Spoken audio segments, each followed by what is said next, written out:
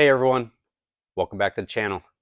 Hey, I wanted to go over a few things with you. We're getting ready to start to build these ladder bars for the Nova, and I wanted to explain the length of them, why we're going with the length we are, and a little bit about the ladder bars, and then the construction that we're going to do with these. But anyways, ladder bars, man, they work. There's no question. These things, you get them right, you get them installed right in the car, and they're going to work for you. They're some of the first suspensions that I ever built, and I got cars out there to this day still running ladder bars. There's nothing wrong with ladder bars. The thing about ladder bars is, they're more like an entry level suspension, but for guys that maybe don't want to step up to a four link or don't understand a four link, this is going to be the way to go, because if it's installed right, it's going to work for you, providing your shock settings are correct. But a four link is the ultimate in drag race suspension. But if you're not willing to take the time to go out to the racetrack, swing some bars, try some things, and really understand the concept of the four link, then it's not going to work for you, and you're going to get frustrated. But if you're just getting into it, the ladder bar is the way to go, man. I love ladder bars. There's nothing wrong with them whatsoever. But I want to discuss a little bit about the length of the ladder bar. Basically, the length of any ladder bar that you have, 32, 36, whatever it may be, the length of it, which is dictated by the center of the axle housing to the front mount where the bolt would be.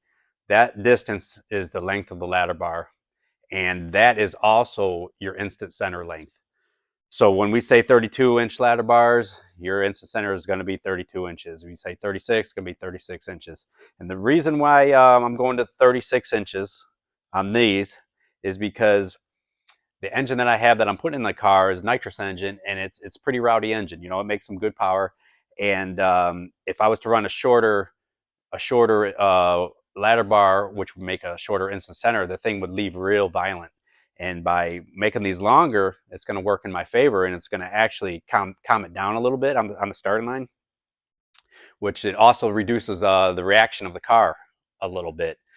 But the benefit is, as the car goes down the racetrack, the tires are going to stay planted longer with a longer instant center. Now, you'll still be able to play with the height of the instant center, and that's critical. And that's where I think guys go wrong when they put the ladder bars in the cars. They don't get the front mount in the car right. And that's the critical part about it. And what we like to do here is, if we build a bracket like this, I cut this out, but I didn't finish yet, but it's going to have, 4 or 5 holes in it. We'll mock this up in the car, and then we'll try to get the center position of the hole at the dimension that we're shooting for. We'll mock it up in the car, and then we'll put this mount. We'll figure out which way it goes, and then we'll figure out the design of this mount or the cross member shape. And then what we'll do is we'll put the setup in the middle hole, and then if we want to make a change on the instant center height of the instant center, high or low, we can go up or down. But we try to hit the center bolt, and that way you have adjustment both ways. That's just the way we do it, but I think that's the way to go, because you're not going to really be moving in the lot. The whole thing is to get it set up properly right when you build the car. Get the car at ride height. You'll figure out what the height of your instant center you want it to be, and then mock it up, and then build it here on the table. When you go to put it back in the car, it's going to be really, really close for you. And then the only thing that you'll have left, you'll have adjustment here for your pinion, and then also too, you can adjust your wheelbase with the front here. And speaking of the front, I wanted to go over something with you guys. This is a safety strap, and this is a must with ladder bars. If you're running ladder bars, you should always run this, and if you don't, it's going to be a bad decision on your part, and I'm going to explain why. Because if this bolt breaks on the ladder bar, one of them or both of them break, the whole rear end is coming out of the car, ladder bars and all, everything. The only thing other than holding the rear end in is the shocks, and they ain't really holding the rear end in. So I've seen it done. I've seen cars at the track, rear end ripped out, and the car sitting on the quarter panels, and the rear end's laying behind it. So that's because they didn't have a safety strap on there. And this is the design I'm going to go with on our ladder bar here. So this is going to be a single strap on the side, and I'm going to mill this hole bigger because our bolt hole is 3/4. So I'm going to mill it 3/4, but I'm going to mill a slot in it, probably like 1 inch, 1.25 inches, something like that. And the reason why I'm going to do that is because I want to be able to take my rod end and I want to be able to turn it if I need to. You know, say for instance, you're at the racetrack and the car is going right or left and you need to put some rear steer in the car, you're going to want to be able to adjust this. And if you have just a safety strap like this with a single bolt hole, you're not going to be able to turn it. It's going to be locked. You're not going to be able to turn it. So to alleviate that problem, we'll slot this, we'll space this out, and then we'll be able to turn that, and it'll give us a little bit of a movement here. I mean, if you have to go more than a 1/2 inch, then you did something wrong on your installation, and you know, your setup is not right. You know, something's wrong, and you need to look further into that. But you know, at the track, that's common. You know, cars going right or left, and we'll put some rear steer in it. Or if we need to adjust the wheelbase, you know, we'll do that. But so here's another little trick I want to show you guys. Something I do. Since we're going to put this safety strap on here, it's actually going to be on the outside of the bracket like that. And if we were to put the bolt through there and then put the rod end on there and have it all sandwiched through there and tight, this would bind up because it's going to be metal to metal.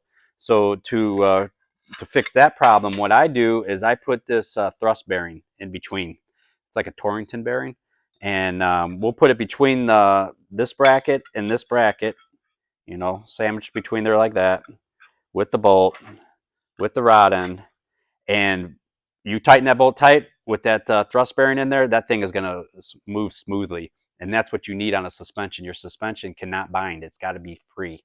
So that's what we do, and it's going to work really, really good.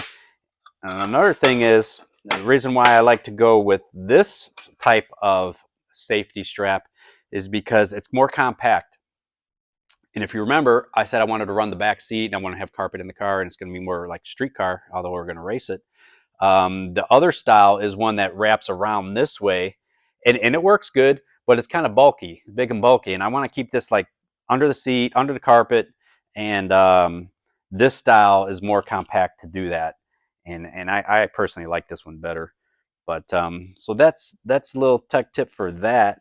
Another thing I want to show you is the way we did the top part of this ladder bar here. So we put a bend in this top tube. And the reason why I did this, because I went under the car and I'm mocking it up, I'm looking at it, and I noticed that right away that this top bar was going to hit the bottom of the floor where the seat was going to be. And I knew that already. But what I'm trying to do is minimize that, because I want to keep everything under the seat, because we're going to make a pocket or a channel under the seat, and I don't want it going past the top of the seat. You know, I want it all be hidden under there.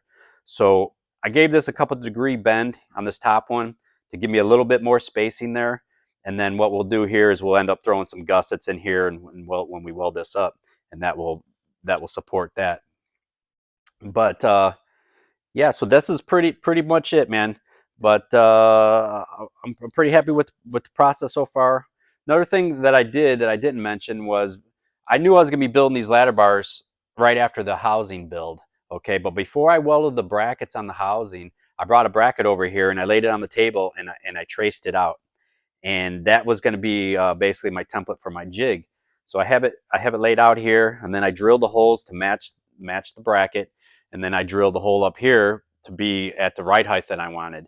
So I basically made a little jig right here on the table, so I can build the ladder bar, and then when I take the ladder bars off of here and I go put them in the car, it's going to be exactly what I want.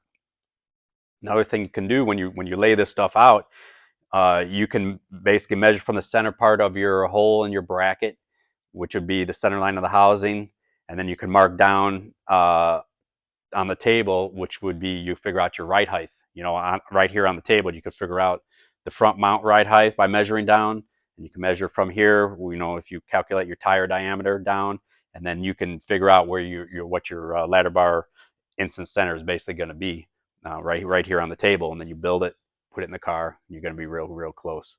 But what I'll do next here is I'll actually grab the camera, I'll bring it around. You can take a look at this bracket and kind of see how I made this jig. Just a simple thing, but works real good.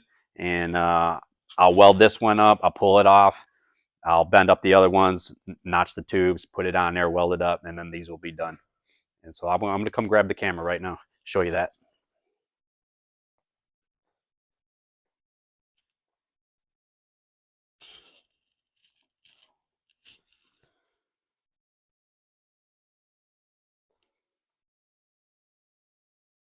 Okay, so there's a tracing of the bracket right there, and we drilled the holes, and basically that's going to be how we're going to build it. And this is all bolted down, and we'll tack it all here. We'll put the braces in here, we'll put the gussets in here, and we'll weld this side, flip it over, and then weld it, and then we'll move on to the next one. So that's it, guys, man. I appreciate it. Thanks for watching.